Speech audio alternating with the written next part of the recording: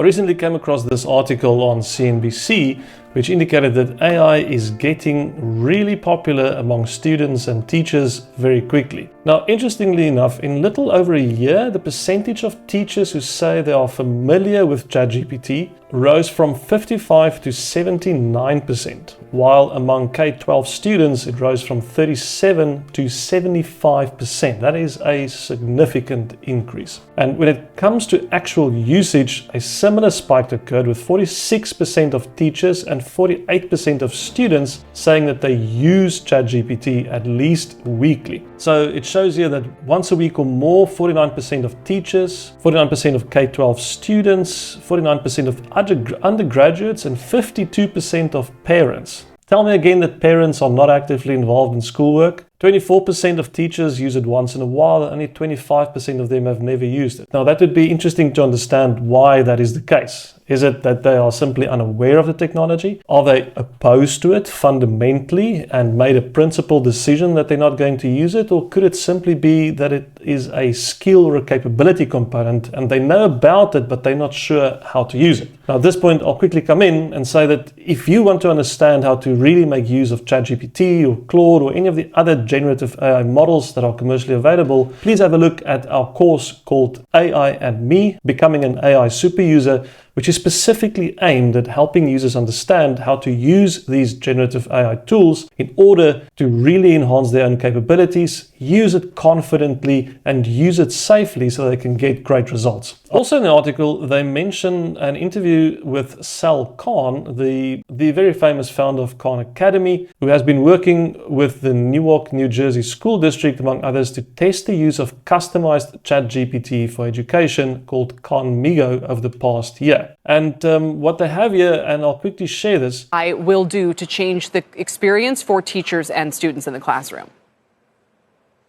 So there's always been a dream. Science fiction authors have been writing about it for decades, that AI could be something of a tutor for every student, but maybe just as powerful, it can also be a teaching assistant for every teacher. Most teachers spend someplace between 5 and 20 hours a week doing things like writing lesson plans, grading papers, writing progress reports. AI can do those things, especially the frontier models, the ones that are the most computationally intensive.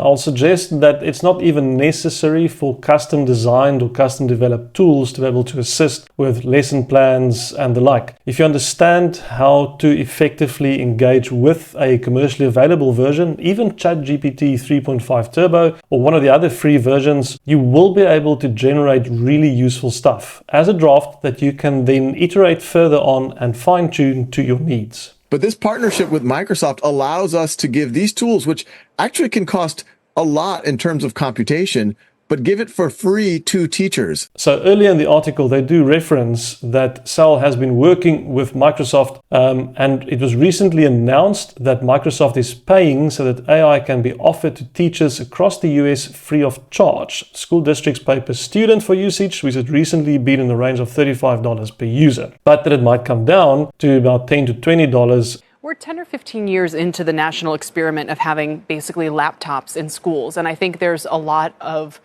real questions about whether that's helped student progress or hindered it. Can you make the case that you think adding AI on top of that will be resulting in better outcomes for students going forward? Yeah, I think the important thing is to not put technology in front of the use case. The reality over the last 15 years is there are cases where technology, and we have 50 plus efficacy studies, and we're working with school districts where they are able to pretty dramatically accelerate some of their outcomes because of technology. But then there's many other cases where people bought the iPads, they bought the laptops, and they're just sitting there collecting dust, and really they haven't seen things move. So it's very important to think about how you're going to use it, and then think about the tools. And the tool might be a pencil, or it might be artificial intelligence.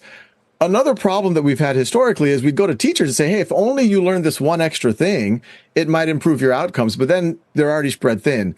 What's exciting about AI, especially with these teacher tools we're now able to give, is yes, it is one more thing for a teacher to learn, but we can immediately show them productivity improvements, time savings. We're working with school districts that are already saying it's saving their teachers 5 to 10 hours a week.